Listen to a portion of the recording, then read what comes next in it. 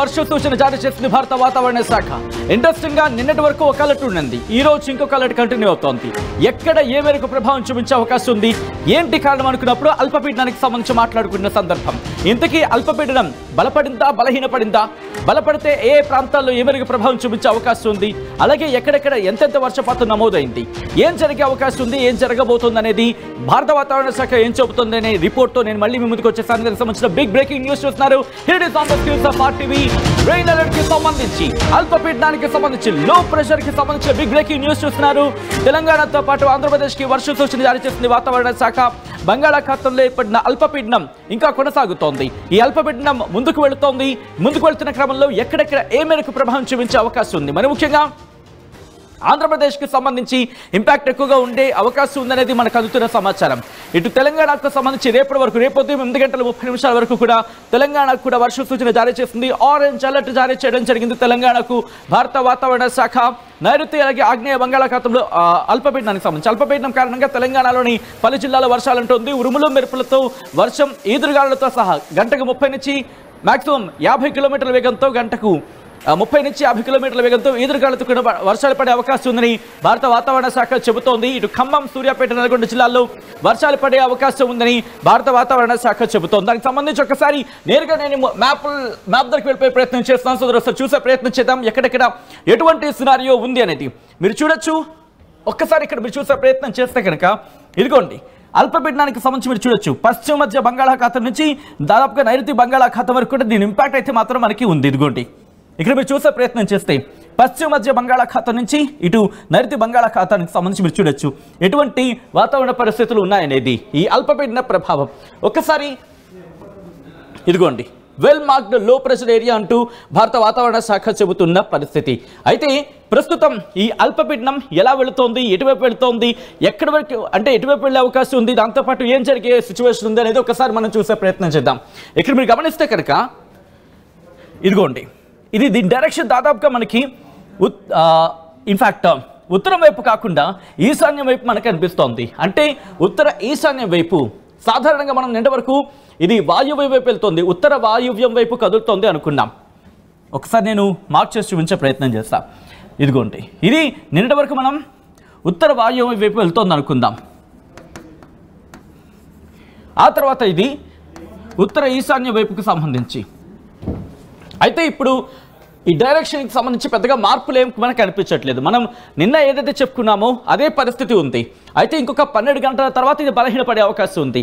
ఇంతకీ ఎలా ఉండబోతోంది, ఇటు వాతావరణ శాఖ ఇస్తున్న రిపోర్ట్ ఏంటి అనేది ఒకసారి చూసే ప్రయత్నం చేద్దాం. ఆ తర్వాత ఇన్ డీటెయిల్గా మనం మాట్లాడుకునే ప్రయత్నం చేద్దాం. ఇటు భారత వాతావరణ శాఖ ఏం చెబుతోంది అనేది రిపోర్ట్లో చూసే ప్రయత్నం చేద్దాం. ఇదిగోండి మీరు చూస్తే కనుక ఆంధ్రప్రదేశ్ అలాగే తెలంగాణకు సంబంధించి ఇదిగోండి ఈ ప్రభావం మనకి దాదాపుగా ఇక్కడ మనకి తగ్గిందనే చెప్పుకోవాలి. ఎందుకంటే ఇది సాధారణంగా ఉత్తర వాయువ్య దిశగా కదిలిన సిచ్యువేషన్ ఉంటే, లేకపోతే ఉత్తరం వైపు వచ్చినా, ఉత్తర వాయువ్యం వైపు వచ్చినా, లేకపోతే వాయువ్యం వైపు వచ్చినా మనకి ఇంపాక్ట్ చూపించే అవకాశం ఉండింది. కానీ మనకి దీన్ని బట్టి అర్థమవుతుంది ఏంటంటే కనుక ఇది ఉత్తర వాయువ్య వైపు కదిలింది, కానీ ఇప్పుడు డైరెక్షన్ కాస్త ఉత్తర ఈశాన్య వైపు వెళుతోంది. ఉత్తరం వైపు కానీ ఉత్తర ఈశాన్య వైపు వెళ్ళే అవకాశం ఉంది అనేది మనకు అందుతున్న సమాచారం. సో ఈ నేపథ్యంలో ఒకసారి భారత వాతావరణ శాఖ ఏముంటుంది అనేది నేను మీకు మ్యాప్లో చూపించే ప్రయత్నం చేస్తున్నాను. ఇదిగోండి ఇది here it is on the screens of RTV వాతావరణ శాఖ ఇచ్చిన రిపోర్ట్. ఇదిగోండి under the influence of western disturbance rainfall along with thunderstorm and lightning gust or squally winds likely over northwest India during 9th to 11th April. As a result, prevailing heat wave conditions will decrease significantly from tomorrow the 10th April అంటూనే ఇటు తెలుగు రాష్ట్రాలకు సంబంధించి కూడా మనకి చెప్పుకొచ్చింది. Realized weather during past 24 hours అంటూ నిన్నటి అంశాన్ని ప్రస్తావిస్తూనే weather systems forecast and warnings అంటూ ఇక్కడ ఇవ్వడం జరిగింది. The well marked low pressure area over west central and adjoining south west Bay of Bengal persist over the same region 8:30 అంటే ఈ రోజు అంశాన్ని ప్రస్తావిస్తూనే ఇదిగో మీరు చూడొచ్చు with associated cyclonic circulation extending up to middle tropospheric levels, it is likely to move nearly northwards అంటే ఉత్తరం వైపు వెళ్ళే అవకాశం ఉంది. ఒకసారి ఈ పాయింట్ మీరు గుర్తుపెట్టుకునే ప్రయత్నం చేయండి, సో దట్ మనం ఇప్పుడు మ్యాప్కి వెళ్ళి ఈ పాయింట్ నేను మీకు చూపించబోతున్నాను. It is likely to move nearly northwards అంటే ఉత్తరం వైపు వెళ్ళే అవకాశం ఉంది. ఎప్పుడు వచ్చే 12 గంటల్లో over west central bay of Bengal. ఇదిగోండి ఇది ఉత్తరం వైపు వెళుతోంది, ఉత్తరం వైపు వెళ్ళే అవకాశం. ఫర్ సపోజ్ ఇప్పుడు మనం దీని డైరెక్షన్ చూస్తూ ఉంటే మనకు కాస్త ఇది ఉత్తర ఈశాన్య వైపుగానే మనం భావించవచ్చు. బట్ వాతావరణ శాఖ అంటుందంటే ఉత్తరం వైపు కదులుతోంది. అంటే మనకి దాదాపుగా మరి గమనిస్తే కనుక ఇటు ఆంధ్రప్రదేశ్ని దాదాపుగా అటువైపు వెళ్ళిపోతుంది. ఇటువైపు మనకి ఇటు కల్కటా అంటే కోల్కతా వైపు కావచ్చు, వెస్ట్ బెంగాల్ వైపు కావచ్చు, లేకపోతే ఇటు మయన్మార్ వైపు కావచ్చు, మనకి ఆ డైరెక్షన్లోనే కనిపిస్తుంది. ఇండియా ముందు మాట్లాడుకునే ప్రయత్నం చేద్దాం. సో ఇక్కడ నుంచి మళ్ళీ రిపోర్ట్కి వచ్చే ప్రయత్నం చేస్తే కనుక ఇదిగోండి. ఆ తర్వాత maintaining the intensity of well marked low pressure area, అంటే ఇటు రాబోయే 12 గంటల్లో అది ఉత్తరం వైపు వెళుతుంది. ఉత్తరం వైపు వెళ్ళిన తర్వాత లో ప్రెషర్గానే కంటిన్యూ అవుతుంది. ఆ తర్వాత నార్త్ ఈస్ట్ వర్డ్స్, అంటే ఉత్తర ఈశాన్యం వైపు, అంటే ప్రెసెంట్ ఇక్కడ ఇలా ఉంది కదా, సో ఉత్తరం వైపు వెళ్ళి ఆ తర్వాత ఉత్తర ఈశాన్యం వైపు వెళ్ళిపోతుంది. అంటే దాదాపుగా మనకి ఆ ప్రమాదం అనేది తగ్గినట్టుగానే భావించాలి. సో ఇక్కడి నుంచి ఒక్కసారి మళ్ళీ నేను మ్యాప్కి వచ్చే ప్రయత్నం చేస్తున్నా, మ్యాటర్కి వచ్చే ప్రయత్నం చేసినప్పుడు. And we can gradually over central bay of Bengal during subsequent 24 hours, అంటే 24 గంటల తర్వాత ఒక 12 గంటలు 24 గంటలు అంటే అరౌండ్ ఒక 36 hours అనుకోవచ్చు. 36 hours అంటే 36 గంటల తర్వాత ఇంపాక్ట్ మనకి తగ్గే అవకాశం ఉందనే భావించవచ్చు. సో ఈ నేపథ్యంలో ఎలా ఉండబోతుంది అనేది ఒకసారి చూసే ప్రయత్నం చేస్తే కనుక under the influence of these systems isolated to scattered, గంటకు 40 నుంచి 50 కిలోమీటర్ల వేగంతో ఈదురుగాలులతో కూడిన వర్షాలు, ఉరుముల మెరుపులతో కూడిన వర్షాలు పడే అవకాశం ఉంది. ఎక్కడ కోస్టల్ ఆంధ్రప్రదేశ్తో పాటు యానాంకి సంబంధించి, అలాగే దాంతోపాటు కోస్టల్ ఆంధ్రప్రదేశ్, యానాం, తెలంగాణ, కోస్తాంధ్ర, యానాం, తెలంగాణ మనకు సంబంధించి ఈ ప్రాంతాలకు గంటకు 40 నుంచి 50 కిలోమీటర్ల వేగంతో ఉరుముల మెరుపులతో కూడిన వర్షాలు పడే అవకాశం ఉందని భారత వాతావరణ శాఖ చెబుతోంది. 9 నుంచి 13వ తారీఖు వరకు చెబుతున్న పరిస్థితి. ఆ తర్వాత హెవీ రెయిన్ఫాల్ అంశానికి సంబంధించి మనకి ఇక్కడ ఇవ్వలేదు, కానీ ఇక్కడ మీరు చూస్తే కనుక విండ్ స్పీడ్ గురించి మాట్లాడుకున్నప్పుడు వర్షాలు పడే అవకాశం ఉంటుందంటూ కూడా మనం భావించవచ్చు. అక్కడి నుంచి నేను నేరుగా హెయిల్ స్ట్రామ్కి సంబంధించి మనకి ఏమైనా ఉందా ఒకసారి చూసే ప్రయత్నం చేద్దాం. హెయిల్ స్ట్రామ్స్ అంటే కనుక వడగండ్ల వాన, హెయిల్ స్ట్రామ్కి సంబంధించి మనకి ఎక్కడ కనిపించట్లేదు. సో మనకి వర్షాలు మాత్రం పడే అవకాశం ఉంది. ఈ నేపథ్యంలో ఎటువంటి అలర్ట్ ఇచ్చింది భారత వాతావరణ శాఖ అనేది ఒకసారి చూసే ప్రయత్నం చేద్దాం. నేరుగా మ్యాప్లోకి వెళ్ళిపోతే ఇదిగోండి 9వ తారీఖున ఇటు 2 తెలుగు రాష్ట్రాలకి ఎల్లో అలర్ట్ జారీ చేస్తుంది. నిన్న ఇంట్రెస్టింగ్గా రాయలసీమకు పెద్దగా ఇంపాక్ట్గా మనకి కనిపించలేదు, బట్ ఈరోజు చూసుకుంటే మనకి ఇటు రాయలసీమ మీద ఇంపాక్ట్ ఉంది. దాంతోపాటు రేపు అంటే 10వ తారీఖున కూడా మనకి ఎల్లో అలర్ట్ అనేది కంటిన్యూ అవుతోంది. ఇక 11వ తారీఖున ఇంట్రెస్టింగ్గా తెలంగాణకు గ్రీన్ అలర్ట్ ఉంది, అంటే నార్మల్గా ఉండే అవకాశం కనిపిస్తోంది. కానీ ఇటు ఆంధ్రప్రదేశ్కి మాత్రం ఎల్లో అలర్ట్ జారీ చేయడం జరిగింది భారత వాతావరణ శాఖ. 11వ తారీఖున ఎల్లో అలర్ట్ అనేది కంటిన్యూ అవుతోంది. ఇక 12వ తారీఖు విషయానికి వస్తే 12వ తారీఖున అలాగే 13వ తారీఖున కూడా ఆంధ్రప్రదేశ్కి ఎల్లో అలర్ట్ జారీ చేయడం జరిగింది.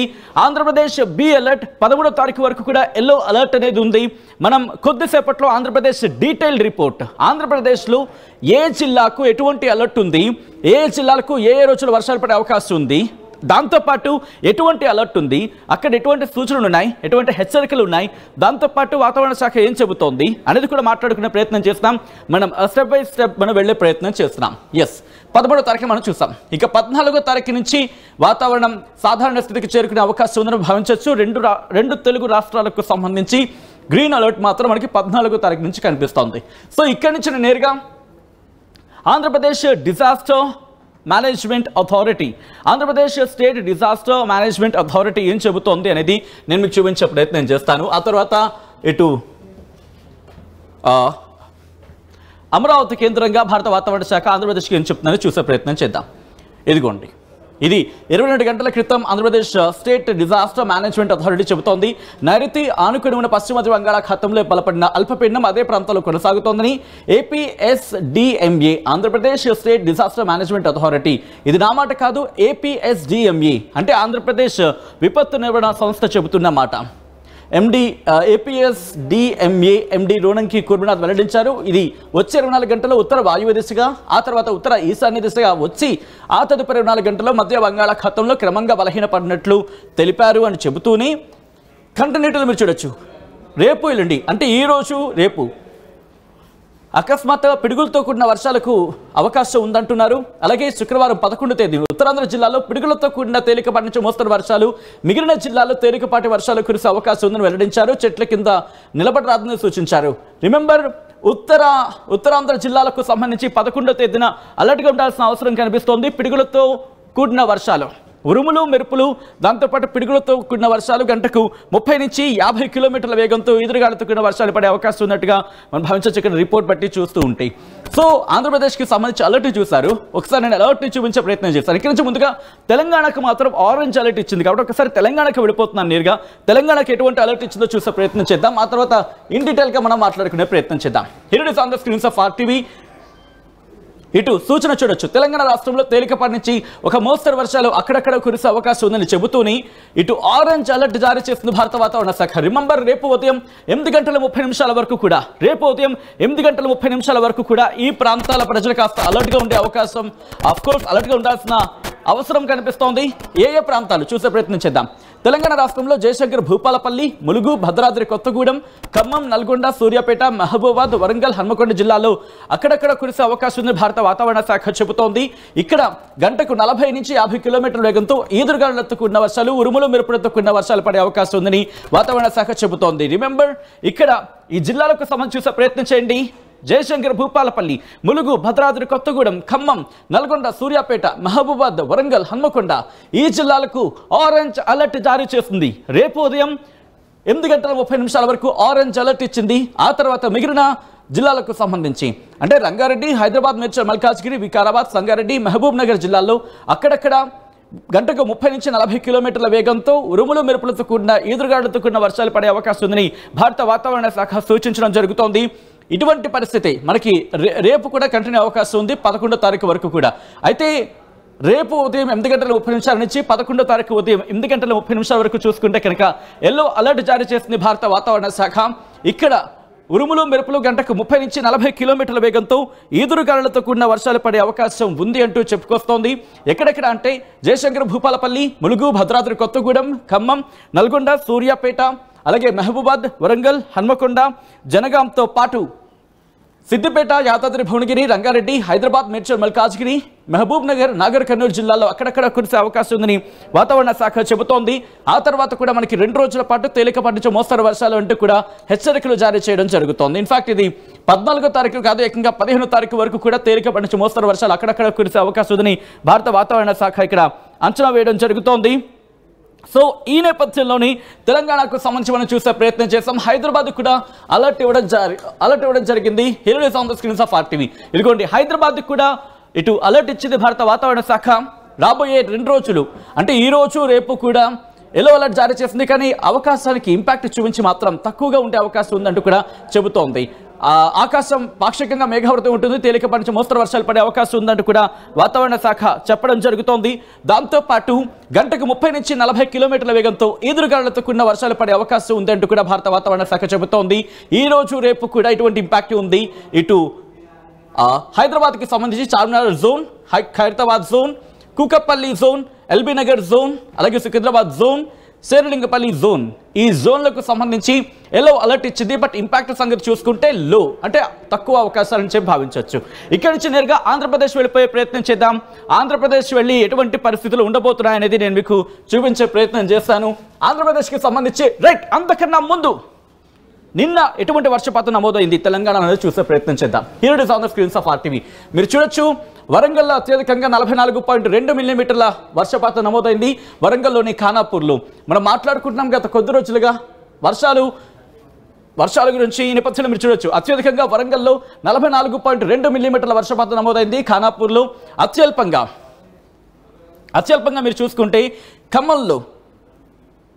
ఖమ్మంలోని చింతకంలో 0.8 మిల్లీమీటర్ల వర్షపాతం నమోదైంది. అంతకన్నా మీరు చూసుకుంటే అత్యల్పంగా సూర్యాపేటలో 0.2 మిల్లీమీటర్ల వర్షపాతం నమోదైంది హుజూర్ నగర్లో.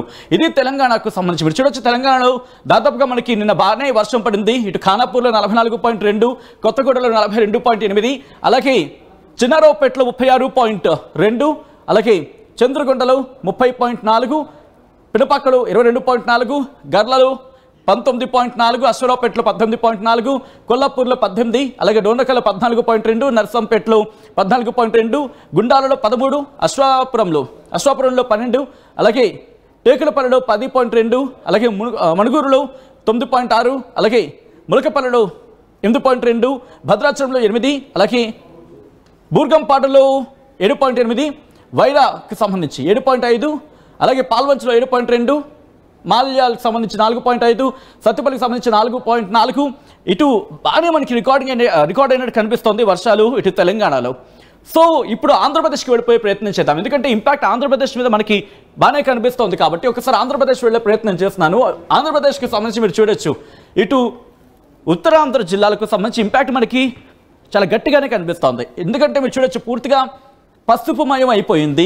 ఇక్కడ వాతావరణ శాఖ హెచ్చరికల నేపథ్యంలో పూర్తిగా ఎల్లోయిష్గా మనకి కనిపిస్తోంది. శ్రీకాకుళం నుంచి మొదలు పెడితే ఇక్కడ మీరు చూడొచ్చు ఒకటే పాయింట్ మనకి కనిపిస్తోంది. Thunderstorm combined with lightning likely at isolated places, gusty winds with wind speed 40 to 50 km/h likely at isolated places. గంటకి 40 నుంచి 50 కిలోమీటర్ల వేగంతో ఈదురుగాళ్లతో కూడిన వర్షాలు పడే అవకాశం ఉందని చెబుతూనే ఇక్కడ ఉరుములు మెరుపులతో కూడిన వర్షాలు పడే అవకాశం ఉందని చెప్పి భారత వాతావరణ శాఖ చెప్పడం జరుగుతోంది. ఎక్కడెక్కడ శ్రీకాకుళం, పార్వతీపురమణ్యం, విజయనగరం, విశాఖపట్నం, అల్లూరి సీతారామరాజు డిస్ట్రిక్ట్ మొత్తం ఈ 5